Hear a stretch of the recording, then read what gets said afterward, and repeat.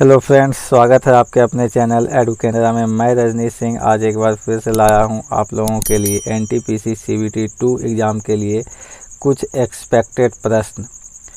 तो जैसा कि आप देख रहे हैं, ये हाई लेवल के प्रश्न हैं और इसे मॉडरेट से टफ़ के श्रेणी में आप इसको रख सकते हैं। तो आज हम लोग 5-6 प्रश्नों का हल देखेंगे और एक शॉर्ट मेथड में देखेंगे कि परीक्षा में एग्जामिनेशन हॉल में बैठ के हम कैसे विदाउट प्रेशर इस प्रश्न को सॉल्व कर सकते हैं। तो चलिए बिना समय गंवाए हम लोग प्रश्न पे सीधे आगे बढ़ते हैं। तो पहला प्रश्न आप देख रहे हैं कि ए और बी क्रमशः 1000 और 2000 रुपये के साथ एक साझेदारी में प्रवेश किया, यानी ए 1000 रुपये लगाकर और बी 2000 रुपये लगाकर कोई बिजनेस स्टार्ट करता है। 7 महीने के बाद ए ने अपने निवेश को दोगुना कर दिया। तो फ्रेंड्स, आप देख सकते हैं कि अगर ए की हम बात करें तो ये 1000 रुपये 7 महीने तक लगा कर रखा है और उसके बाद वो क्या करता है, अपने मूलधन को दोगुना करता है, यानी ये 1000 जो है इसको 2000 में वो बदल देता है। और वर्ष के अंत में यहाँ पे बात किया है, यानी कि टोटल जो पैसा वो लोग लगा रहा है बिजनेस में वो 1 साल के लिए लगा रहा है। तो पहला 7 महीना के लिए लगा चुका है 1000। अब जो वो दोगुना करके जो राशि लगाएगा वो अगले 5 महीने के लिए ही लगाएगा। तो 7 और 5 12 महीने हो जाएंगे। तो ये हो गया कुल ए का अमाउंट। रेशियो बी का जो अमाउंट है वो 2000 से स्टार्ट कर रहा है, यानी मूलधन के साथ, और वो 7 महीने के बाद जो है 7 महीने के बाद बी जो है अपने निवेश को आधा वापस ले लेता है। यानी कि आप देखेंगे कि ये 7 महीना तक तो 2000 रुपया लगा के रखा, उसके बाद क्या किया, वो 7 महीने के बाद आधा पैसा इससे निकाल लिया, यानी अब 1000 रुपया ही वो लगाएगा और वो अगले 5 महीने तक लगाएगा।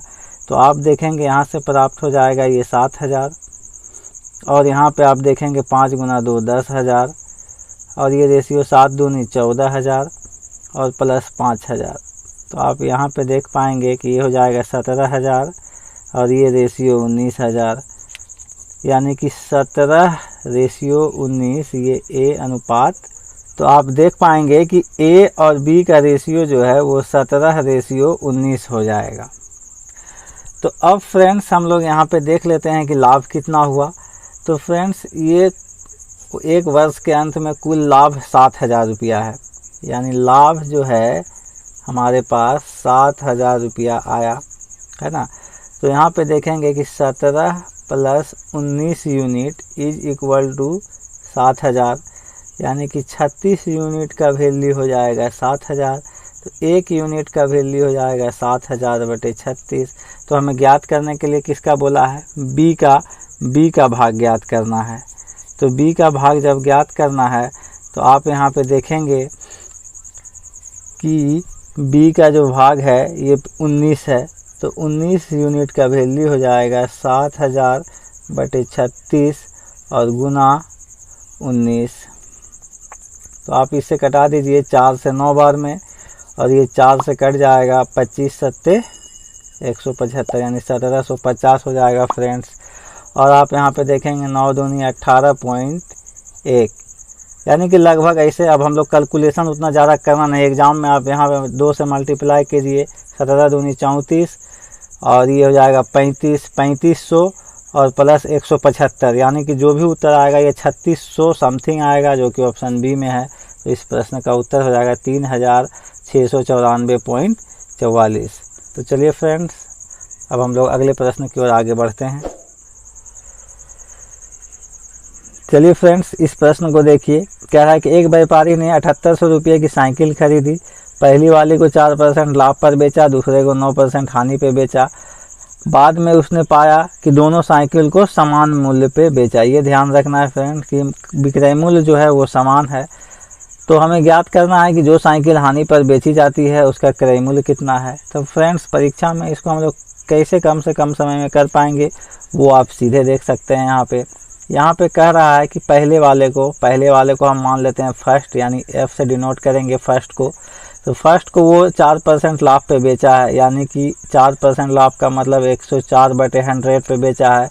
और कह रहा है कि दोनों का विक्रय मूल्य समान है, इसलिए बराबर कर देंगे।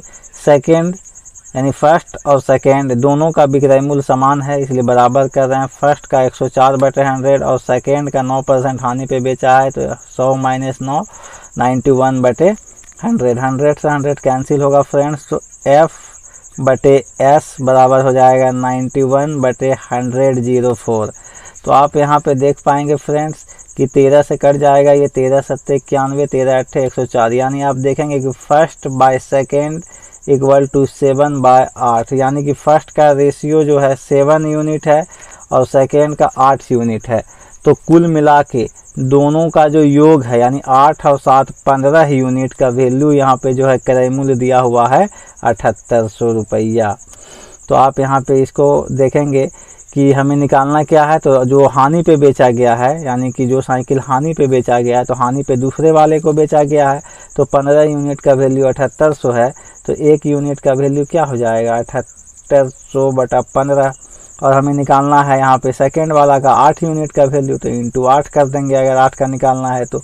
अब आप देख पाएंगे, इसको कैंसिल करेंगे तो 15 से हम लोग देखेंगे 15 × 5 = 75 और यहाँ बचा 3, 15 दूनी 30 और 1 0, यानी कि अब 8 को 520 से गुना करेंगे दोस्त, तो हो जाएगा यहाँ पे 4160, जो कि ऑप्शन सी में इसका आंसर है। तो आशा करता हूँ दोस्त आपको प्रश्न अच्छा लगा होगा। चलिए अब हम लोग बढ़ते हैं अगले प्रश्न की ओर। तो चलिए फ्रेंड्स, ये प्रश्न को एक बार देख लीजिए आप लोग। सुजाता एक वस्तु को क्रय मूल्य से 25% अधिक पर अंकित करता है। तो चलिए जो जैसा प्रश्न कह रहा है, मान लेते हैं कि क्रय मूल्य 100 रुपया है, यानी ये CP हो गया 100 रुपया, और MP अगर हम लोग मान लेते हैं तो वो 25% अधिक अंकित करता है, यानी कि 125 हो जाएगा मार्केट प्राइस। अब कह रहा है कि अंकित मूल्य पर 20% और 13% की 2 क्रमिक छूट देता है। यानी फ्रेंड आप देखेंगे कि 20% की छूट देने के बाद ये हो जाएगा 80/100 और उसके बाद फिर 13% की छूट देगा, यानी 87/100। तो यहाँ पे कैंसिल कीजिए, 20 से 4 बार में, ये 5 बार में, और ये 4 से 25 बार में, 25 पंचे 125, 125 कैंसिल हो जाएगा फ्रेंड्स। तो आप यहाँ पे देखेंगे कि ये जो सेलिंग प्राइस आएगा वो आएगा 87। सेलिंग प्राइस फ्रेंड यहाँ पे आ रहा है कितना 87। अब कह रहा है कि और उसे 22 रुपये की हानि होती है। तो अभी हम लोग यहाँ में देखेंगे फ्रेंड कि क्रय मूल्य हमारा था 100 रुपया और विक्रय मूल्य हो गया 87 रुपया। तो यानी 100 रुपया में खरीद के अगर 87 में बेचते हैं तो हानि कितना होता है दोस्त, लॉस हो रहा है फ्रेंड्स। यहाँ पे आप लोग देख रहे हैं 13 यूनिट, और 13 यूनिट का जो वैल्यू है फ्रेंड, 13 यूनिट का वैल्यू यहाँ पे आपको दिया हुआ है 22। क्रय मूल्य 100 रुपया, विक्रय मूल्य 87 रुपया, डिफरेंस है 13 का, यानी 13 यूनिट का लॉस हो रहा है, जबकि यहाँ प्रश्न में दिया हुआ है 22 रुपया।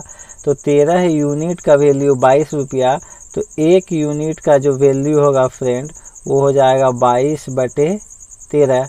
तो अगर हमें क्रय मूल्य निकालना होगा तो क्रय मूल्य बराबर हो जाएगा 100 यूनिट, तो 100 यूनिट का वैल्यू हो जाएगा 22/13 × 100। अब हमें देखना है फ्रेंड कि कह रहा है कि यदि वह वस्तु को अंकित मूल्य के 70% पर बेचता है, यानी कि कह सकते हैं कि वह वस्तु को अंकित मूल्य के 70% पे बेचता है, यानी अंकित मूल्य 125 है यहाँ पे देख रहे हैं, और उसके 70% पे बेचता है, यानी कि 70% ये हो गया। तो इसका वैल्यू क्या होगा, सबसे पहले इसको हम लोग कटा देते हैं। 25 पंचे 125, 25 चौके 100, 2 दूनी 4 और ये 35 बार में कट जाएगा फ्रेंड। तो अब हम लोग कह सकते हैं कि ये हो गया 35 पंचे 175/2। तो चूँकि 1 यूनिट का वैल्यू है 22/13, तो 175/2 यूनिट का वैल्यू हो जाएगा, इसमें 22/13 से मल्टीप्लाई कर देंगे, तो ये हमारा जाकर निकल जाएगा सेलिंग प्राइस। तो आप यहाँ पे देखेंगे कि हमारा जो है CP जो है यहाँ पे ओरिजिनल CP जो है ये निकला है कितना 2200/13, और SP यहाँ पे देख रहे हैं आप कितना है 175 गुना 22, यानी इसको अगर हम लोग कटा देते हैं तो 175 गुना 11/13। तो फ्रेंड यहाँ पे लाभ हो रहा है या हानि, ये हम लोग देख लेते हैं।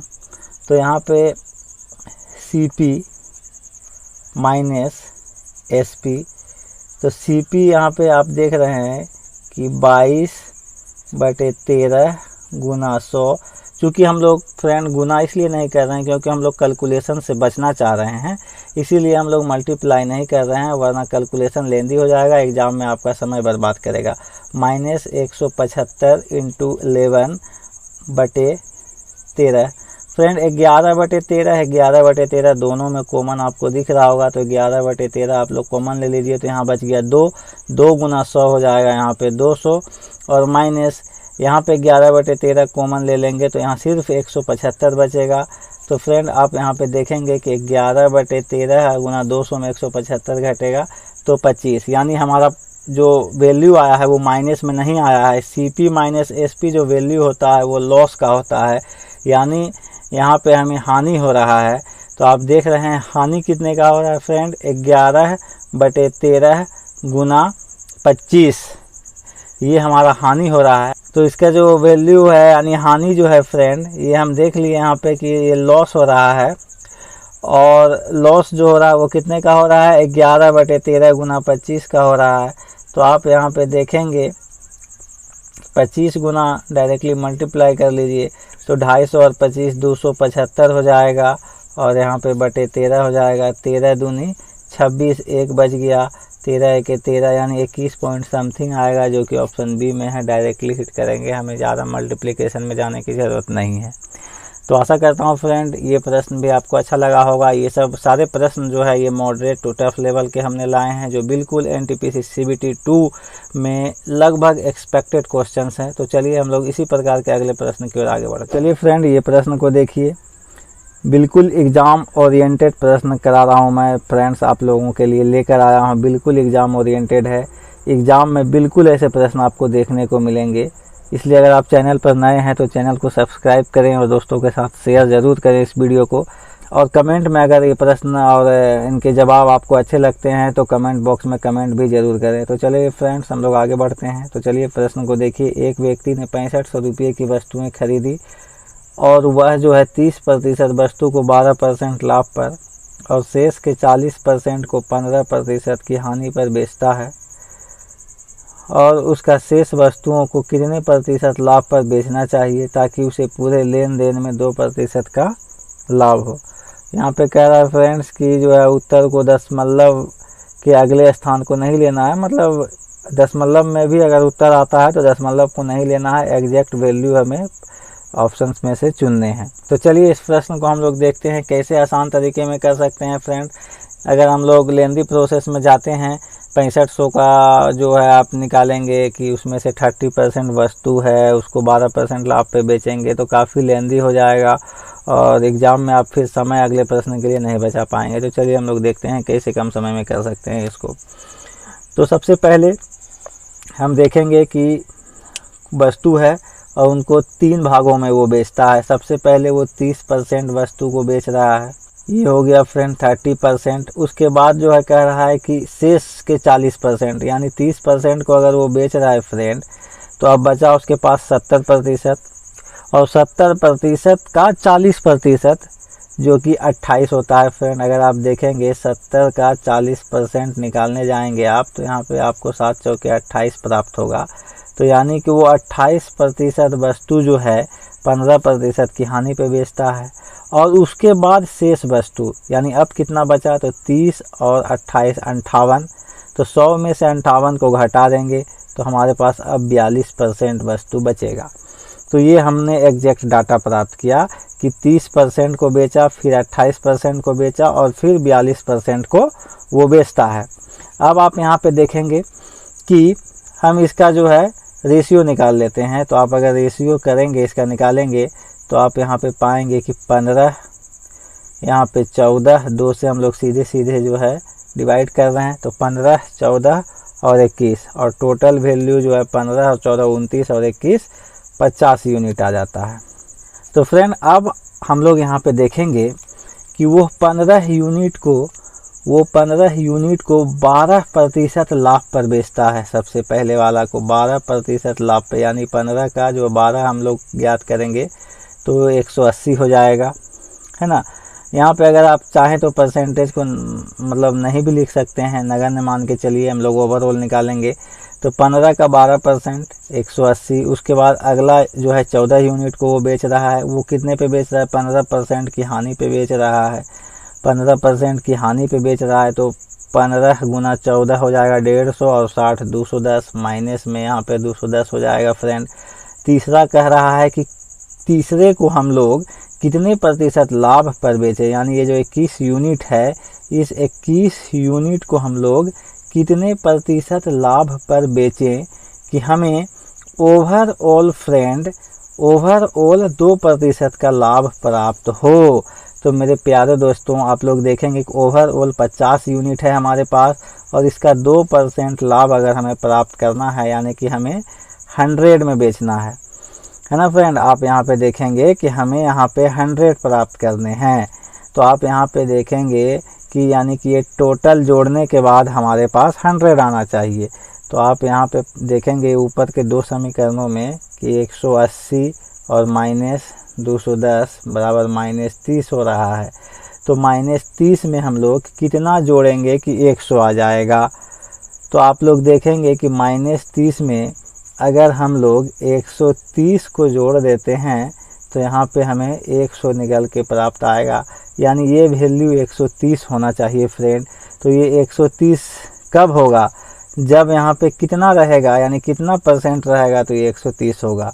तो 130 को हम लोग फ्रेंड ये 21 यूनिट से डिवाइड करेंगे तो 21 छके 126 पॉइंट समथिंग आएगा, यानी कि लगभग 6%, जो कि ऑप्शन सी में है, वो तीसरे वाले भाग को, यानी कि जो यानी कि कह सकते हैं कि 42% जो भाग है उसको 6% लाभ पर बेचेगा, तो उसे ओवरऑल जो है 2% का लाभ होगा। चलिए फ्रेंड्स, देखिए अगले प्रश्न को।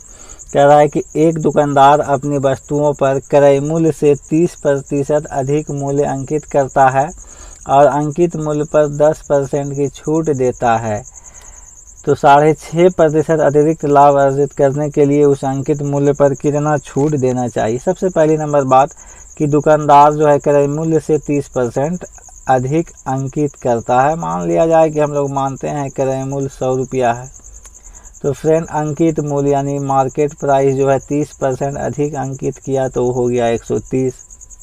अब कह रहा है कि उस पर वो 10% की छूट देता है फ्रेंड, यानी कि वो 90/100 पे बेच दिया उसको, तो 13 गुना 9 117 जो है वो एसपी हो गया, यानी सेलिंग प्राइस जो है वो 117 रुपया हो गया। अब यहाँ पे फ्रेंड क्या कह रहा है कि उसको अतिरिक्त लाभ जो है 6.5% का अतिरिक्त लाभ अर्जित करना, यानी कि जो भी क्रय मूल्य है 100 रुपया, उस पे 6.5 रुपया और वो लाभ अधिक अर्जित करना चाह रहा है। तो अगर हम लोग देखेंगे कि 6.5 रुपया इसमें हम लोग और ऐड कर देंगे तो 123 रुपया सेलिंग प्राइस हो जाएगा। तो अब कह रहा है कि उस अंकित मूल्य पर कितना छूट देना चाहिए, यानी ये मार्केट प्राइस पे कितना छूट देगा कि वो 123 रुपया में बेचेगा। तो आप देखिए फ्रेंड कितना का छूट दे रहा है ये, तो ये 6.5 रुपया का छूट दे रहा है। कितना पे दे रहा है, 130 पे दे रहा है।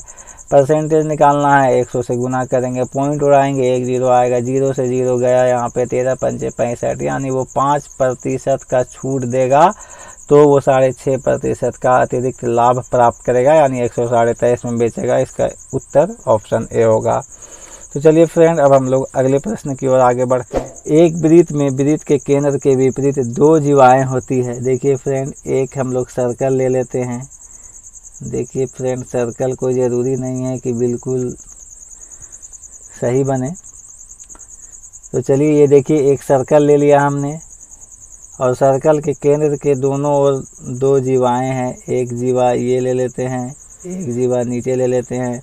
ये मान लिया जाए कोई सेंटर है सर्कल का, और कह रहा है फ्रेंड यहाँ पर कि एक जीवा की लंबाई और वृत्त की त्रिज्या 6 और 5 है। मान लिया जाए कि इसकी टोटल लंबाई फ्रेंड 6 है और त्रिज्या जो कह रहा है फ्रेंड, यानी कि ये त्रिज्या होगा, यानी कि मध्य बिंदु से कहीं भी चाप पर जो है अगर हम कोई रेखा खींचते हैं तो वो त्रिज्या होती है। तो यहाँ पे ये 5 सेंटीमीटर दिया हुआ है और एक जीवा है वो 6 सेंटीमीटर दिया हुआ है। अगर हम लोग सेंटर से जीवा पर लंब डालते हैं तो वो जीवा को फ्रेंड 2 भागों में बांट देता है। तो फ्रेंड ये भी 3 सेंटीमीटर हो जाएगा और ये भी 3 सेंटीमीटर हो जाएगा।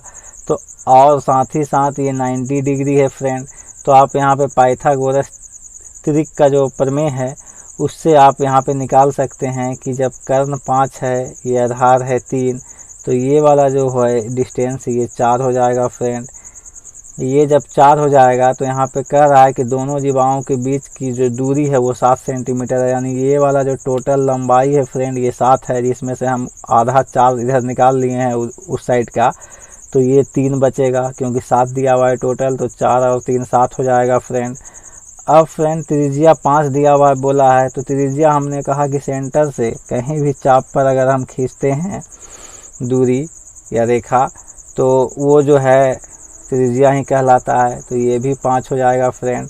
यहाँ पे भी पाइथागोरस लगाएंगे तो 5 और 3 है तो ये 4 हो जाएगा। जब ये 4 है तो इधर भी 4 हो जाएगा। तो हमें वही तो ज्ञात करना था दूसरी जीवा की लंबाई, तो 4 और 4 जो है 8 इस प्रश्न का उत्तर हो जाएगा। तो आशा करता हूँ फ्रेंड आज का सेशन आप लोगों को ज़रूर पसंद आया होगा। अगर पसंद आए तो वीडियो को लाइक ज़रूर कीजिएगा। कमेंट बॉक्स में अपने सजेशन भी ज़रूर दीजिए कि आपको कैसे प्रश्नों की ज़रूरत है और किन प्रश्नों में आपको कठिनाई होती है। हम उम्मीद करेंगे कि आपके कमेंट को देखकर ऐसे ही प्रश्नों को लाने का प्रयास करेंगे। तो चलिए फ्रेंड्स, तब तक के लिए धन्यवाद। मिलते हैं अगले वीडियो में।